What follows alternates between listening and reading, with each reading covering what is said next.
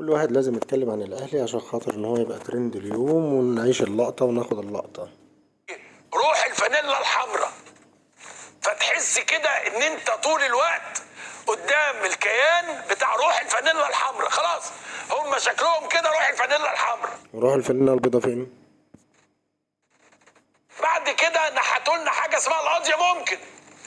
طب ما حصلت بصحيح. هو كده الاهلي بيعمل كده، هي القضيه ممكن. عندك مانع؟ لا مفيش القضيه. طب ما احنا جبنا جونش لا لا لا، هي القضيه ممكن بتاعت قفشه. خلاص هو الاهلي كده القضيه ممكن. حته حلوه ملفوفه لفه هديه. قال لك ايه يا باشا؟ قلت له نعم يا فندم. الواد ده يبقى مشكلة. الاهلي بمن حضر. الاهلي هيجيب لكم جلطات كتير. بمن حضر. خلاص مش عايزين بقى دوشه. خلاص نحتنا لكم الاهلي بمن حضر. فيبقى الاهلي دايما عنده الشعارات التاريخيه. في لعيبه النهارده في الاهلي انا ما اعرفهاش، والله ما اعرف اساميها.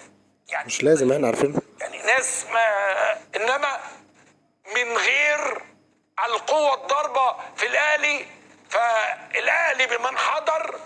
نلقاكم الماتش القادم ان شاء الله مع جلطة. بسم الله الرحمن الرحيم. السلام عليكم. نسمع كده صاحبنا عمرو قال ايه عن النادي الاهلي. طب وانت مالك ومال النادي الاهلي؟ انت بتشجع فريق ما تخليك فيه. نسمع كده. وغير سعيد النهارده النادي الاهلي ادهشنا جميعا. احداث دراماتيكيه بتعدي ورا بعض وحاجه غير طبيعيه. النادي الاهلي النهارده كان في برج سعده.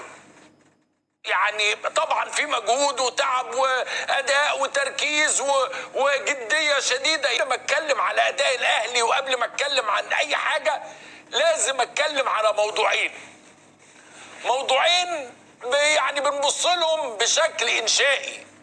نمره واحد روح الفانيلا الحمراء. طب يا عم وانت فين الروح الفانيلا البيضاء؟ ما تخليك في الفانيلا البيضاء. زي ما بقول لحضراتكم دايما كده تعبيرات انشائيه مجازيه تنحت في يعني دولاب بطولات النادي الاهلي. ولكن النهارده عايز تعرف روح الفانيلا الحمراء، اتفرج على ماتش النهارده كده. انزل شارع جامعه الدول العربيه، انزل هنا شارع المد الكروي المصري. اوعى رجلك، اوعى وشك. انت الان تشهد المد الكروي المصري. الغضب المصري آت. ده من اول ماتش عمل فيك كده. حاجه تشرف وحاجه عظيمه. عندك لعيبه من العيار الثقيل، واللي اهم الروح والعظم رب الفلك. الحضن البوس بلوبيف الحاجات بقى. الكلام الحلو بتاعنا. القضيه الكلام الحلو بتاعنا. القضيه ممكن. الاهلي بمن حضر.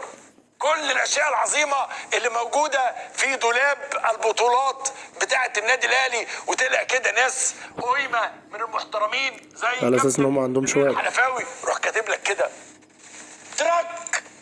تلقى التايم لاين كله احمراوي والاهلي بمن حضر.